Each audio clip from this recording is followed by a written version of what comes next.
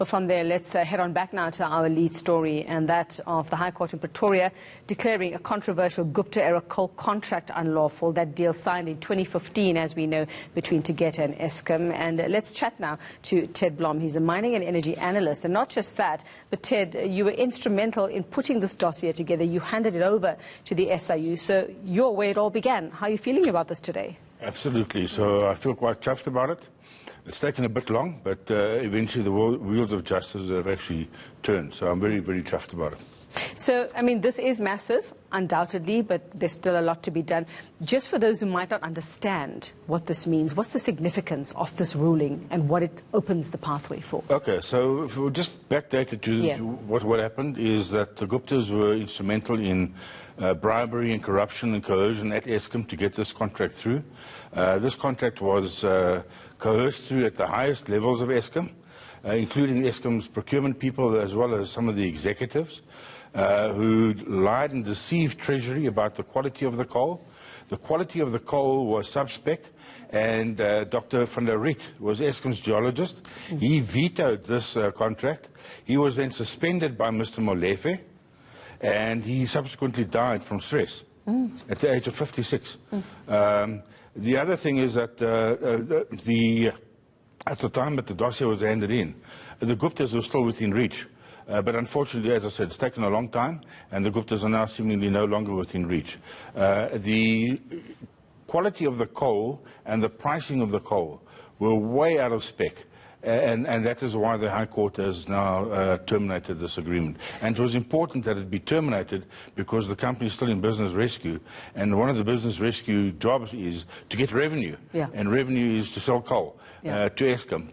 But now that can't happen under this new contract. So just remind us of, you know all the details around this, of the price the country, we as the citizens, have had to pay because of this, and we're going to call it, it is a dodgy deal. It was a dodgy deal. And who benefited from it? Yes, it was fraud, yes. So the value of the contract was, under the base contract, was 4 billion rand over 10 years. But on top of it, there was an extension to this agreement, which would have exceeded 10 billion rand. So I think from saving Eskom's boilers, because the coal was dodgy and full of rock, hopefully the damage has already been done at some of Eskom's power stations.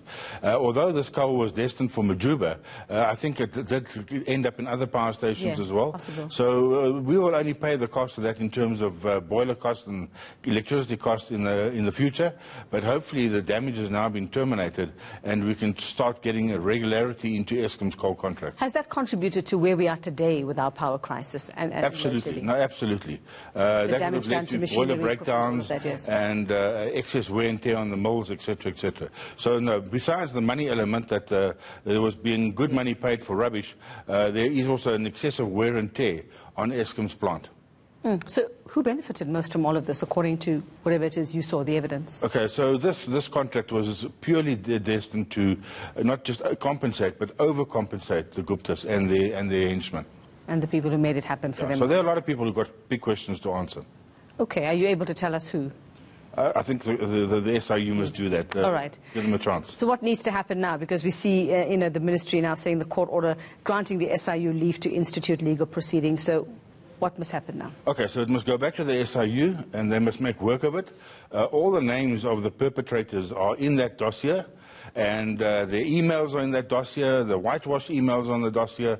So it's no secret as to who was involved and who the perpetrators are. And hopefully the SIU will be a bit more speedy in bringing them to book and putting them in orange overalls. And in my guesstimate, the information has been available for a long time. It's been tested now in a court of law. It's been found good. And now it's just a question of a quick process to bring to book the perpetrators and chuck them into orange uniforms, and I'm looking to that. Do you think that's going to happen, though? Do you think that those who really deserve the end of the year, then I think the public must start asking questions. I mean, let's just go back to your first point about, that this has taken so long. Should we be concerned that this has taken so long? When you've given them, and finally the court has proven, yes, that, these are credible, this is credible evidence, this is what has to happen. and all the time wasted and money wasted and all this time. Okay, and I forgot to say that Advocate Davies helped me put this dossier together. And it has been a long time, but you will remember that at the time that this was handed over, the president was not yet the president, as far as I remember. And so there was still capture within some of the state organizations as well.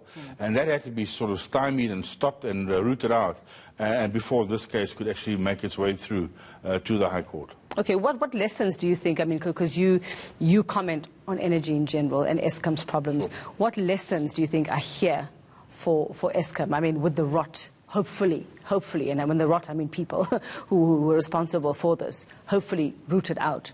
What are the lessons here? Okay, so some of the people are rooted out. Unfortunately, not all the rot is out of Eskom. Hopefully Eskom will now take action against the remnants that are still left behind, and that they will set new standards for the current and future incumbents of coal procurement and make sure that there's no ways that there can be deviations as there was in this case. I mean, this started in 2010 when the Guptas approached Eskom the first time, and they kept on going back and going back. And this contract, as you know, was signed in 2015. So the Guptas persevered for 5 years. Because Van der Riet was blocking it all the time. They then had him suspended, and then they pushed this thing through. And add to that another 5 years where we now finally see this. That's a lot of money to be made. All right, well, thanks very much there, Ted Blom. And I suppose we should be grateful to you and say thank you for, putting all of this together, sending it to the SIU, and let's hope that the outcome is the right thing and that the right people get to where they need to be. Thanks very much for that. Well, still